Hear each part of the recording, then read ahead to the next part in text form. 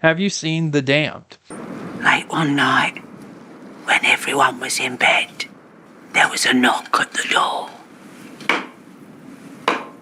What happens when a group of fishermen decide not to save a crashed ship filled with sailors because they're low on food and the winter is long? Well, they become haunted by a drager until the end of the movie when we throw that completely out the window. The Damned, it has so much hope with great writing and acting, and it has a horrible ending.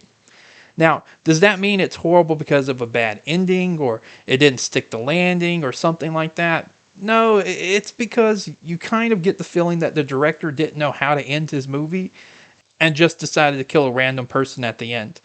But we'll get to that. But first, I have to tell you that this movie does contain a suicide, and I will not be saying whatever stupid euphemism YouTube wants people to say. So if you do get squeamish over that word, okay, sorry for you. Anyways, we'll be talking about the director, actors, and any other general background information, probably not well laid out, before we finally bring it back home at the end by talking about the plot and my general review of the movie, and some of the rewrites that I might have done with this movie. But if you wish to jump ahead to that, here's a timestamp, or you can go to the description and use the link there. So let's get started. Thordor Palason, which I hope I said that correctly. Fairly unknown director who has done a few short movies like Brothers from like 10 years ago, but his big break was working on a TV show as the writer and director for a Netflix show called The Valhalla Murders. And that allowed him to make this movie because people, I assumed, believed he has extraordinary talent and that they could let him make his own movie since he was also the writer on this. Which you can say maybe that was a little too trustworthy, but that's why they did bring in a second writer. Jamie Hannigan was the other writer on this project. I assume he must have helped short up the script and not really the overall story. And Jamie Hannigan has a little better resume when it comes to projects, but it's probably just as long as Thordor's. If you ignore the short films he's worked on, which were well received, he has worked on one full-length movie before this one, and 2 episodes of a Paramount Plus TV show, The Woman in the Wall. The 2 episodes he worked on was episode 1, which he was uncredited for, because he was probably doing exactly like he did with this one, just shoring up the script. And episode 5, which was one of the highest rated episodes, so, good for him. Now, the movie he worked on, Pilgrimage, has a 6 or, almost a 6 on IMDb. And generally reviews were about how graphic and gory the movie was, but in the long run, it'll be forgotten in the grand scheme of things. So, they're good writers if you compare both of them. So these two together should give us a compelling, suspenseful movie that will probably fall flat at the end. I want to talk a little bit about the music, which is composed by Stephen McKeenan, which I hope I said that correctly. Terrific composer. He's done some movies that I don't really care for, not because of his music though, which was like Evil Dead Rise. I made a whole entire review about that. I'm guessing that he must be on friendly terms with Jamie Hannigan since they share the movie Pilgrimage. But the reason I wanted to talk about the music, other than creating filler, because this would be very short if I didn't, is because some of the songs are outright amazing pieces of work, which help heighten the suspense and tension within the scene. And not only that, but there are actually just really good pieces of music that I've actually added to my classical playlist because I want to hear them again.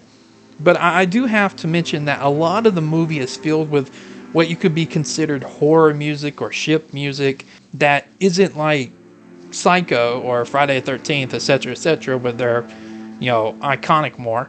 But they're very staple sounds within both the horror industry and the doomed ships or starvation movies. It's a deep cello being used to signify abandoned ship or people being haunted.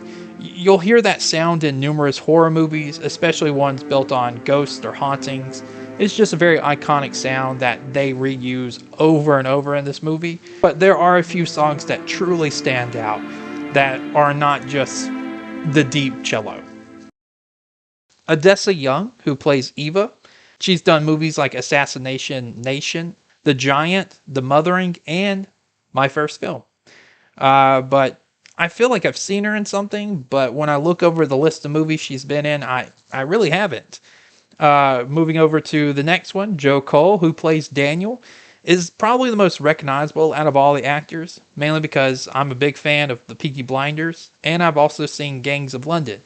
But since he met his end in Peaky Blinders, he has not just been in numerous miniseries, but is slowly increasing his film catalog with movies like A Prayer Before Dawn and Against the Ice. Rory McCann, who plays Ragnar. You may also recognize him as the man that played the Hound on Game of Thrones. Outside of that, he's been in a couple of movies, mainly as Guy Who Was There, but he was in movies like Jumanji: The Next Level and Gladiator 2. You can also hear his voice acting in TV shows like Transformers Earthspark as Megatron, and he'll be replacing Ray Stevenson as Balin Skull in Ahsoka Season 2. Siobhan Firian plays Helga. Now, I've seen her in numerous TV shows. She hasn't done a lot of movies, but in this movie, she's almost completely unrecognizable as the lady I know as Sarah O'Brien from Downton Abbey or Claire Cartwright from Happy Valley. She is also in TV shows like The Other One and Almost Not Normal.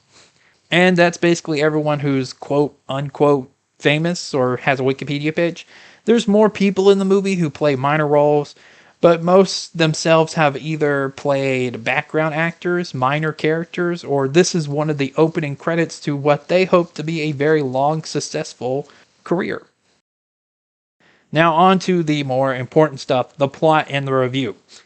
I just took the plot provided to us by Wikipedia. I didn't really want to write it down, so I just kind of copied and pasted. Eva, a young widow in the 19th century, manages a remote winter fishing outpost in an Arctic bay, inherited after her husband Magnus died in the shipwreck on the jagged rocks called the Teeth. The outpost, cut off from the nearest village by a snowbound mountain journey, faces a harsh winter with dwindling supplies. Eva and her crew, led by helmsman Ragnar, has resorted to eating bait as their catch diminishes. Yesterday, we started eating the fish we had set aside for bait. One morning, they witness a shipwreck at the Teeth, but with limited resources, Eva reluctantly agrees to leave the survivors to their fate. Later, a barrel of salt pork from the wreck washes ashore, prompting Eva to lead the crew on a risky nighttime search for more supplies. They recover a crate containing lamp oil and brandy, but encounter desperate survivors clinging to the rocks. Chaos ensues as the survivors try to board the crew's small boat, leading to violence and Ragnar's death. Despite their efforts, they return with minimal resources and a growing sense of despair. The next day, bodies from the wreck wash ashore and strange occurrences begin. One corpse is found with live eels inside its stomach. The crew, wary of Nordic folklore about the Draugr, a revenant creature of hatred, takes precautions to prevent them from rising. As I remember it, miss, the dead can't break free if you bind their arms with knotted rope. They lose their direction if you turn the coffin 3 times. And they can't walk in your dreams if you hammer iron nails into their feet. However, Eva begins experiencing vivid dreams and visions of a dark figure, and the superstitious Helga warns that the Draugr must be burned to stop its torment. After a brief reprieve with a successful catch, disaster strikes again when the fish stores vanish and Helga goes missing. The crew finds her trail leading to an empty coffin at the burial site. Paranoia and delusions grip the group, culminating in violent confrontations among the remaining members. Eva, determined to end the threat, sets out to confront the Draugr. Eva's hunt leads to more loss as the fog-covered burial site claims another crew member, and Helga is frozen to death. Back at the cabin, a possessed Daniel attacks before taking his own life. Eva then encounters the Draugr, who drags her into the final confrontation. She manages to shoot the grotesque creature, burn the cabin, and escape, believing the ordeal is over. But that's not the end. A flashback reveals the truth. The Draugr was a desperate survivor from the shipwreck. Speaking in Basque, he offered Eva a gold pocket watch and begged for his life. Unable to understand him, Eva shot him, took the watch, and set him on fire. Now, to get a few things out of the way that Wikipedia left out, Eva only agrees to start actively fighting the Draugr after one of her crewmen goes insane from the Draugr and attacks Joe Cole's character Daniel. This leads to the crew killing the insane crewman with a hammer.